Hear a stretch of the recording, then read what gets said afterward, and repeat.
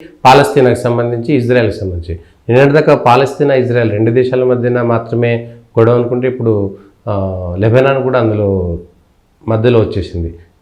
Israel పాలస్తీనాను వదిలేసి Lebanon పైన దాడులు చేయడం ఏ విధంగా చూస్తాం? ఇప్పుడు ఈ ప్రపంచం అంతా ఒక చిన్న తప్పు చేస్తోంది. ఇది ఇజ్రాయెల్ పాలస్తీనా మధ్య పోరాటం అని. ఇజ్రాయెల్ పాలస్తీనా మధ్య పోరాటం కాదు. ఓకే, పాలస్తీనా అథారిటీ ఏదైతే ఈరోజు పాలస్తీనాని పాలిస్తోందో ఆ పాలస్తీనా అథారిటీ మీద ఎక్కడా దాడులు జరగట్లే. పాలస్తీనా ప్రశాంతంగా ఉంది.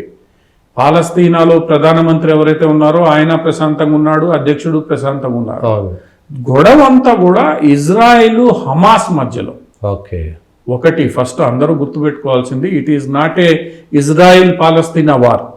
ఇజ్రాయెల్ కి హమాస్ అనబడే పాలస్తీనా అథారిటీ నుంచి విడిపోయి మేము స్వతంత్రంగా ఉంటామని ప్రకటించుకుంటున్న హమాస్ అనబడే సంస్థతో ఇక్కడ యుద్ధం జరుగుతోంది. ఉగ్రవాద సంస్థ, ఉగ్రవాద సంస్థ హమాస్ అనబడే సంస్థ.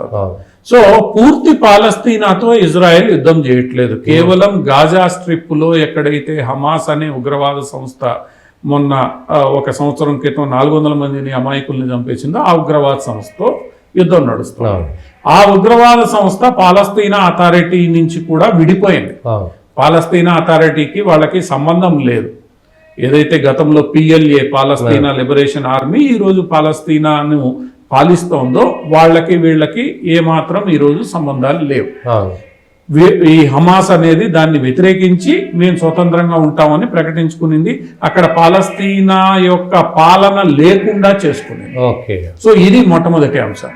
రెండవ అంశము, ఈ హమాస్ కానీ ఈ హిజ్బుల్లా కానీ ఇవన్నీ కూడా ఇజ్రాయెల్ ఉనికి లేకుండా చెయ్యాలన్న దీనితో పనిచేస్తున్న ఉగ్రవాద సంస్థ. హమాస్ ఒకటి, ఇవన్నీ కూడా పాలస్తీనా లిబరేషన్ కింద తయారైన కొన్ని ఉగ్రవాద సంస్థలు. అందులో PLA మొట్టమొదటిది, యాసర్ అరాఫత్ నేతృత్వంలోని PLA మొదటిది అయితే, రెండవ గ్రూపు హిజ్బుల్లా లెబనాన్ లో ఉంటూ ఇజ్రాయెల్ మీద పోరాటం చేస్తుంది. మూడవ గ్రూప్ ఇప్పుడు హమాస్. సో PLA నెమ్మదిగా తన ఒక శాంతి ఒప్పందం చేసుకుంది, తన ఆధీనంలో ఉన్న భూభాగాన్ని పాలిస్తుంది. కానీ ఈ శాంతి ఒప్పందాన్ని కూడా ఈ హిజ్బుల్లా, హమాస్ వ్యతిరేకించి ఈ హమాస్ అంటే గాజా స్ట్రిప్ మీద దాడి జరుగుతున్న ప్రతి సందర్భంలోనూ హిజ్బుల్లా కూడా లెబనాన్ నుంచి ఇజ్రాయెల్ సైన్యం మీద దాడి చేయడం. ఎందుకంటే ఇవి రెండు కవల పిల్లలు లాంటివి. ఆ రోజు గతంలో పాలస్తీనా వాళ్ళు చేసిన పోరాటంలో ఉద్భవించిన రెండు సంస్థలు. ఈ రెండు సంస్థలకి వెన్నుదన్నుగా ఇరాన్ ఉంది. ఈ రెండిటికి ప్రధాన వనరు కానీ, ప్రధాన ఆదాయాన్ని ఇచ్చే అంటే డబ్బులు ఇచ్చే, నిధులు ఇచ్చే దేశం కానీ, ఆయుధాలు ఇచ్చే దేశం కానీ అదంతా కూడా ఇరాన్. అదే ఈ రెండిటితో పాటు యమన్లో ఉన్న హౌతీలకు కూడా ఇరాన్ నిధులు ఇస్తోంది. సౌదీ అరేబియా వాళ్ళని వ్యతిరేకిస్తోంది. సో సౌదీ అరేబియాకి వ్యతిరేకంగా ఇరాన్ వాళ్ళకి నిధులు ఇస్తోంది. సో ఇవన్నీ కూడా ఇరాన్ అనే దేశం ద్వారా ఇజ్రాయెల్ అనబడే దేశానికి వ్యతిరేకంగా ఏర్పాటు చేయబడ్డ సంస్థలు. సో ఈ హమాస్ గాజా స్ట్రిప్ మీద దాడి మొదలైనప్పటి నుంచి ఇజ్రాయెల్ సైన్యాన్ని డైవర్ట్ చేయడానికి ఒక పక్క హూతీలు మిసైల్ దాడులు చేయడం, డ్రోన్ దాడులు చేయడం, మనకి ఈ బ్లాక్ సీ, రెడ్ సీ వీటిల్లో వెళ్తున్న పడవలు, ఏదైతే సూయజ్ కెనాల్ కింద వెళ్తున్న పడవల మీద దాడులు చేయడం, ఇవన్నీ హౌతీలు చేస్తుంటే ఇక్కడ ఇజ్రాయెల్ సైన్యాన్ని రెండు వైపులా ఇబ్బంది పెట్టాలన్న ఉద్దేశంతో అటు హిజ్బుల్లా ఇది చేస్తూ ఉంటే, యుద్ధం మొదలు పెడితే హమాస్తో యుద్ధం జరుగుతుంది. కానీ ఇజ్రాయెల్ వీటన్నిటికీ తయారుగా ఉంది. ఎందుకంటే ఇజ్రాయెల్ మల్టీ ఫ్రంట్ వారు ఎప్పుడు చేస్తూ వచ్చింది, దానికి సిద్ధంగా ఉంది. ఇప్పుడు పరిస్థితి ఎందుకు హిజ్బుల్లా మీద ఈ ఇజ్రాయెల్ గట్టిగా ఫోకస్ చేసిందంటే, ఒక రకంగా హమాస్ ని పూర్తిగా వెన్ను వించేసింది. అంత సులభంగా హమాస్ పోరాటం స్థితిలో లేదు. హమాస్ నాయకులు 2-3 కీలక నాయకుల్ని చంపివేశారు. హమాస్ మీద అటు ఇటు కాకుండా దాడి ఈ రోజుకి జరుగుతోంది. ఏ దేశం కూడా హమాస్ కి మద్దతు పలుకుతూ గట్టిగా ఇజ్రాయెల్ ని మాట్లాడే పరిస్థితి లేదు. అందరూ హమాస్ వెళ్ళిపోవాలని, ఇంక్లూడింగ్ పాలస్తీనియన్ అథారిటీ కూడా ఈ విషయంలో గట్టిగా మాట్లాడడం లేదు. సో హమాస్ వెన్ను విరిచేసే పని పడింది. ఎప్పుడైతే హమాస్ వెన్ను విరిగిపోయిందో అప్పుడు ఇరాన్ ఈ మళ్ళా కార్యక్షేత్రంలోకి దిగింది. ఇరాన్ యుద్ధానికి వస్తుంది, ఎందుకంటే హనీఫాని ఇరాన్ రాజధానిలో చంపేశారు, టెహ్రాన్లో చంపేశారు, కాబట్టి మేము యుద్ధానికి దిగుతాం, ఏమీ లేదు, యుద్ధం జరగలేదు అందరూ ఆశించినట్లు. కాకపోతే నేరుగా యుద్ధానికి దిక్కుండా ఇరాన్ హిజ్బుల్లాని దించే ప్రయత్నం చేస్తుంది. దీన్ని ఇజ్రాయిల్ ఇప్పుడు కాదు, గత దశాబ్దాల కాలంగా హిజ్బుల్లా ఏం చేస్తుంది ఏంది అన్నది ఇజ్రాయెల్ ఇంటెలిజెన్స్ సంస్థ దృష్టి కేంద్రీకరించింది. ఇప్పుడు ఇజ్రాయెల్ సైన్యం ఎట్లయితే హమాస్ వెన్ను విరిచామో అట్లా హిజ్బుల్లా వెన్ను విరిస్తే గానీ మనకి శాంతి ఉండదు అన్న దిశగా ఇప్పుడు కొంచెం దూరం ఉంటుంది కాబట్టి ఇబ్బంది లేదు. ఇది యమన్ కొద్దిగా దూరం ఉంటుంది, అది ఇంటర్నేషనల్ గా కూడా కొన్ని ఇబ్బందులు ఉన్నాయి. సో ఇక్కడ యమన్ది కూడా వాళ్ళు వెన్ను విరిచేశారు. ఒక ఏదైతే వాళ్ళ కీలకమైన పోర్టు ఆయుధగారం ఉందో దాన్ని మొత్తం ధ్వంసం చేశారు. దాంతో ఏం చేయాలో దిక్కుదోసట్లే వాళ్ళు. అటువంటి అక్కడ ధ్వంసం చేశారు, ఇక్కడ హమాస్ వెన్ను విరిచేశారు. కాబట్టి ఇప్పుడు మిగిలిన హిజ్బుల్లా కాబట్టి ఆ హిజ్బుల్లా మీదకి, ఇక్కడ హిజ్బుల్లాకి లెబనాన్ మద్దతు ఇస్తోంది అనేది కూడా తప్పు పూర్తిగా.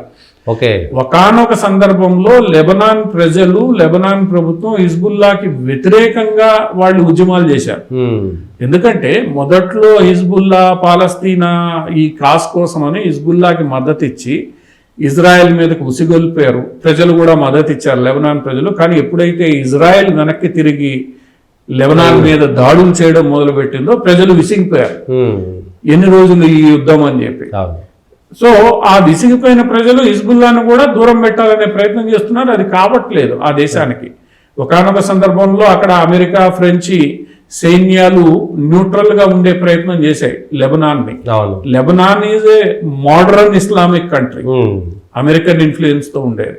సో అక్కడ ప్రజలు పూర్తిగా హిజ్బుల్లాకి మద్దతు ఇవ్వట్లేదు, కొంత శాతం మాత్రమే మద్దతు ఇస్తున్నారు. ఆ కొంత శాతం మద్దతుతోనే హిజ్బుల్లా. ఇప్పుడు హిజ్బుల్లా మీద ఇజ్రాయెల్ కాన్సన్ట్రేట్ చేయడానికి వీలు దొక్కింది, ఎందుకంటే హమాస్ పూర్తిగా ఒక రకంగా 75 to 80% న్యూట్రలైజ్ చేయగలిగారు. కాబట్టి ఇప్పుడు Israel defence forces, Israel intelligence అంతా హిజ్బుల్లా మీద పడింది. సో ఇజ్రాయెల్ ఇంటెలిజెన్స్ ఫోర్సు ఏదైతే మొసాద్ అనేది ఉందో, ఆ మొసాద్లో రకరకాల యూనిట్లు ఉంటే దాంట్లో సైబర్ వార్ఫేర్ యూనిట్ ఏదైతే వీళ్ళు 8002 అన్న పేరుతో పిలుస్తారో అది చాలా శక్తిశాలి విభాగం. ఒకానొక సందర్భంలో ఇరాన్ న్యూక్లియర్ రియాక్టర్ లో మాల్వేర్ చూపించి ఇరాన్ అణ్వాయుధ ప్రోగ్రామ్ ఖతం చేసిన యూనిట్ అది, చరిత్ర అది. వాళ్ళు ఏ టెలిఫోన్లోనైనా దూరగలరు, ఏ కంప్యూటర్లో అయినా హ్యాక్ చేయగలరు. మన భారతదేశంలో కూడా వాళ్ళ తయారీ మాల్వేర్ పెగాసస్ ని చూసుకొని మన భారతదేశంలో ప్రతిపక్షాలు అందరూ నానా గగ్గోలు చేశారు. సో ఇజ్రాయెల్ కి ఆ పరిజ్ఞానం ఉంది. రెండోది ఒక లక్ష్యంతో పనిచేస్తారు వాళ్ళు ఏది చేసినా కూడా ఒక లక్ష్యంతో. ఎందుకంటే ఒకానొక సందర్భంలో ఒక ఆపరేషన్లో యునైటెడ్ అరబ్ ఎమిరేట్స్లో ఒక పాలస్తీనా నాయకుడిని చంపడానికి 60 మంది 70 దేశాల నుంచి దుబాయ్లో దిగి 24 గంటల్లో వాడిని చంపేసి అక్కడి నుంచి అదే విమానాల్లో 60 మంది వెళ్ళిపోయారు. వాళ్ళందరూ బొమ్మలు దొరికాయి కానీ వాళ్ళు ఎవరు ఏంటి ఎక్కడా లెక్కలేరు. సో అంత పకడ్బందీగా ఆపరేషన్స్ చేయగలిగిన సామర్థ్యం ఈరోజు ప్రపంచంలో ఏదైనా ఇంటెలిజెన్స్ ఏజెన్సీకి ఉందంటే అది ఇజ్రాయెల్కి సంబంధించిన మొసాద్. సో వాళ్ళు ఈ హిజ్బుల్లా యొక్క కమ్యూనికేషన్ నెట్వర్క్ మీద దృష్టి ఎప్పటి నుంచో ఉంది. ఎందుకంటే హిజ్బుల్లా ఇజ్రాయెల్ భయంతో మొబైల్ వాడితే ఇది ఐడెంటిఫై చేసి బాంబులు వేస్తుంది, ఈ భయంతో ఈ పాలస్తీనాకు సంబంధించి హమాస్ కానీ హిజ్బుల్లా కానీ ఎక్కడా మొబైల్ నెట్వర్క్లు వాడరు. భయం, ఇజ్రాయెల్ అంటే వాళ్ళకున్న భయం అదే.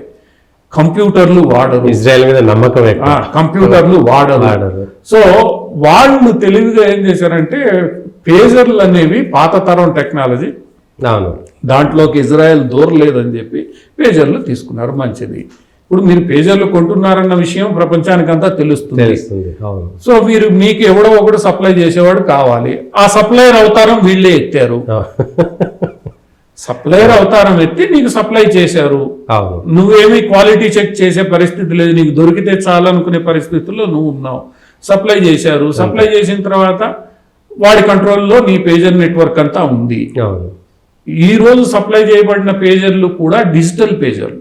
మనకి పేజర్లలో కూడా మొట్టమొదటి తరం పేజర్లు అనలాగ్ పేజర్. ఎనలాగ్ పేజర్లను నువ్వు ఇచ్చేయలేవు. ఈ రోజు వచ్చేవన్నీ కూడా డిజిటల్ పేజర్లు. డిజిటల్ అన్నంగానే అవన్నీ కనెక్టెడ్ నెట్వర్క్తో. రెండోది, ఈ డిజిటల్ డివైజెస్ ఎప్పుడైతే కమ్యూనికేషన్ డివైజెస్గా మారుతాయో దాంట్లోకి దూరడం ఈజీ.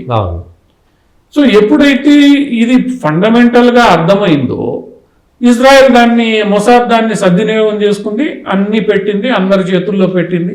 ఎప్పుడైతే ఫోకస్ షిఫ్ట్ అయిందో, షిఫ్ట్ కాగానే ఒక్కసారిగా పేల్చేసింది. ఈ రోజు నీ కమ్యూనికేషన్ వ్యవస్థ లేదు. దాన్ని ముట్టుకోవాలంటే యాక్టివ్గా ఉండేటువంటి 2-3 వేల మంది ఒకేసారి దెబ్బతిన్నారు.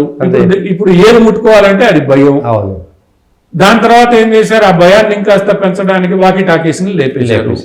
వాకీ టాకీస్ కూడా అదే పరిస్థితి. సో నువ్వు ఇప్పుడు వాకీ టాకీ వాడాలంటే భయం, పేజర్ వాడాలంటే భయం, మొబైల్ వాడలేవు, ఇంటర్నెట్ వాడలేవు.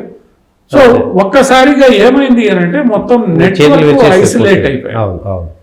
ఇది ఒక రకంగా ఈరోజు ప్రపంచంలో ఉన్న భద్రతా బలగాలన్నింటికీ ఒక పాఠం నేర్పింది. అవును. మన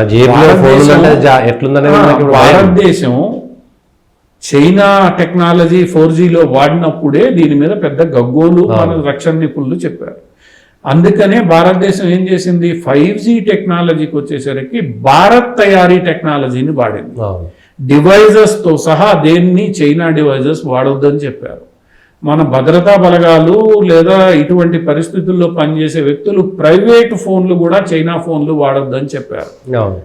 ఏ ఫోన్ అయినా జాగ్రత్త చేసుకోండి అని చెప్పారు. ఎందుకంటే ఈరోజు యాపిల్ కూడా చైనాలోనే తయారవుతాయి. సో ఇటువంటి డివైజెస్ ని హ్యాక్ చేయడము లేదా వాటిల్ని కొంత అనుకూలంగా మాల్వేర్ జొప్పించడం పెద్ద కష్టమైన పని కాదు. చైనా మీద ఈరోజు భారతదేశం చేస్తున్న ఆరోపణ ఏదైతే ఉందో ఇదే ప్రమాదాన్ని భారతదేశం గత 5-6 ఏళ్లుగా గుర్తించి చర్యలు తీసుకుంటోంది. సో పేల్చకపోయినా ఇన్ఫర్మేషన్ ఇది పోకుండా ఈవెన్ బ్యాంకింగ్ సర్వర్స్ కానీ ఇంటర్నెట్ లో కానీ ఈ జాగ్రత్తలు చైనా భారతదేశం తీసుకుంటోంది. ఇది నీకు అర్థం కావాల్సింది ఏంటంటే హిజ్బుల్లా కూడా తీసుకోవాలి. కానీ హిజ్బుల్లా ఎట్లా తీసుకుంది, దీనికి ఒక పెద్ద వ్యవస్థ కావాలి, హిజ్బుల్లా సంస్థకి ఇవన్నీ కావాలి. సో దాన్ని చక్కగా సద్వినియోగం చేసుకుంది. ఆ క్రమంలోనే ఒక మిలిటరీ కమాండర్ ఎవరైతే కీలకంగా వాడిని అక్కడ తుదముట్టించేశారు ఎయిర్ క్రాఫ్ట్ దాడిలో. సో ఇప్పుడు హిజ్బుల్లా కూడా ఒక్కసారి వెనక్కి తగ్గి ఆలోచించుకునే పరిస్థితికి ఇజ్రాయెల్ తీసుకొచ్చింది. మీరు ప్రశాంతంగా ఉంటే మేము ప్రశాంతంగా ఉంటాం, మీరు మమ్మల్ని ఏదో చేయాలని చూస్తే ఊరుకునే పరిస్థితి లేదు. ఆ భయం అనేది ఈరోజు ఇజ్రాయెల్ అటు హమాస్లోను అటు ఇది పాలస్తీనా అథారిటీ హాయిగా జెరూసలేంని సగం జెరూసలేంని ప్రశాంతంగా పాలించుకుంటే మీకు వచ్చిన ఇబ్బంది ఏంటి? ఇప్పుడు ప్రపంచవ్యాప్తంగా ఒక ఏకాభిప్రాయం ఉంది ఇజ్రాయెల్ పాలస్తీనా గొడవలో. పాలస్తీనాకి కొంత భూభాగం ఇవ్వాలి, ఇజ్రాయెల్కి భూభాగం ఉండాలి. 2 దేశాల థియరీ అనేది ఏదైతే ఉందో ఆ థియరీకి అందరూ అంగీకారం తెలిపారు.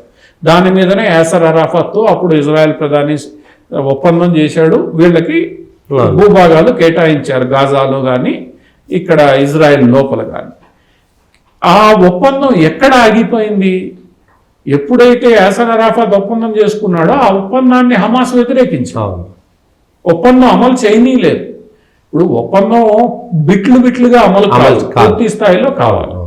సో ఎప్పుడైతే అమలు చేయలేదో ఒప్పందం అమలు కాలేదు. ఈరోజు అందరూ చెప్పేది ఏంది, ఆ ఒప్పందానికి అందరూ కట్టుబడి 2 దేశాలు పక్కపక్కన ప్రశాంతంగా బతకండి, మీ భూభాగంలో మీరు, వాళ్ళ భూభాగంలో వాళ్ళు. అది ఎప్పుడైతే నువ్వు మాట వినవో ఇజ్రాయెల్కి రైట్ ఉంటుంది. ఈరోజు ఎవడూ ఒప్పుకునే పరిస్థితి లేదు. మొన్న భారతదేశం కానీ మిగతా దేశాలు కూడా చెప్పింది ఏంటంటే 2 నేషన్ థియరీ ఏదైతే ఉందో దానికి మేమందరం సమ్మతిస్తున్నాము. అమెరికా కూడా అదే చెప్పింది, 2 నేషన్ థియరీనే దీనికి చివరి పరిష్కారం. ఆ 2 నేషన్ థియరీకి అందరూ ఒప్పుకొని పరిష్కారానికి దిగనప్పుడు ఇది తప్పదు. అంతే. అది ఈ ఇజ్రాయెల్ పాలస్తీనా వ్యవహారంలో అర్థం చేసుకోవాల్సింది ఏంటంటే పూర్తి పాలస్తీనాతో ఇజ్రాయెల్ యుద్ధంలో లేదు, హమాస్తోనూ ఈ 2 నేషన్ల థియరీని వ్యతిరేకిస్తున్న ఉగ్రవాద ముఠాలతోనే ఈ రోజు యుద్ధం తప్ప పాలస్తీనా ప్రజలతో కాదు.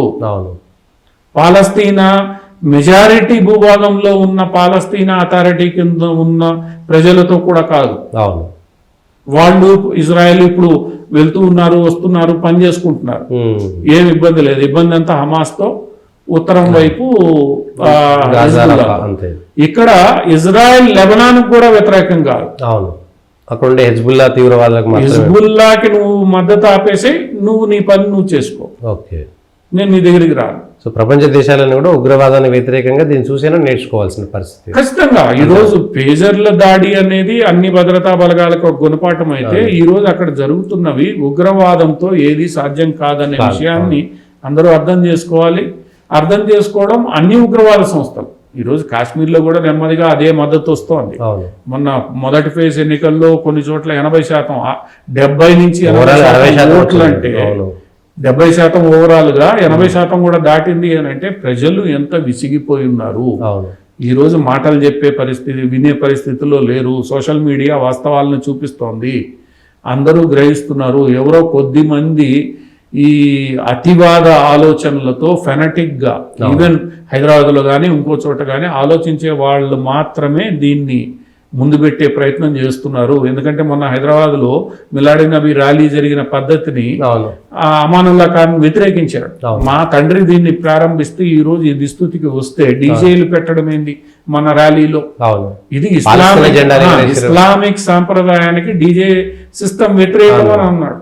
అందువల్ల కొంతమంది ఏదో మేమేదో ఇది చెయ్యాలన్న ఉద్దేశంతో రెచ్చగొట్టే దీంతో చేస్తున్నవి భవిష్యత్తులో నడవు.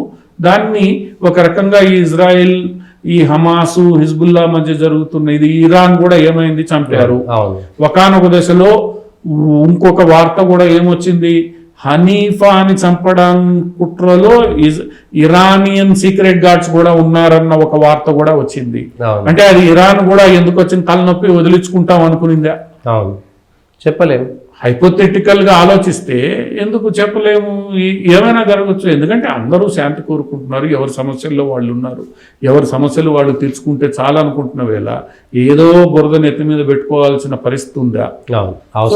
ఎంతవరకు ఈ రోజు యుఏఈ మాట్లాడడంలో, సౌదీ మాట్లాడడంలో, ఖతార్ మాట్లాడడంలో ఎవరు అంతా ప్రశాంతంగా ఉన్నారు? ఎవరి అజెండాలో వాళ్ళు ఉన్నారు. మరి ఏంటిది? సో మొత్తం ప్రపంచం, భారతదేశం చెప్పినట్లు, నరేంద్ర మోడీ చెప్పినట్లు, war is not the solution, it is the peace that is the solution, we are on the peace side. భారతదేశం శాంతి వైపు ఉంది. అది అర్థం చేసుకుంటే అందరికీ భారతదేశం ఏం చెప్తోందో ప్రపంచ సమస్యలన్నీ తీరుతాయేమో.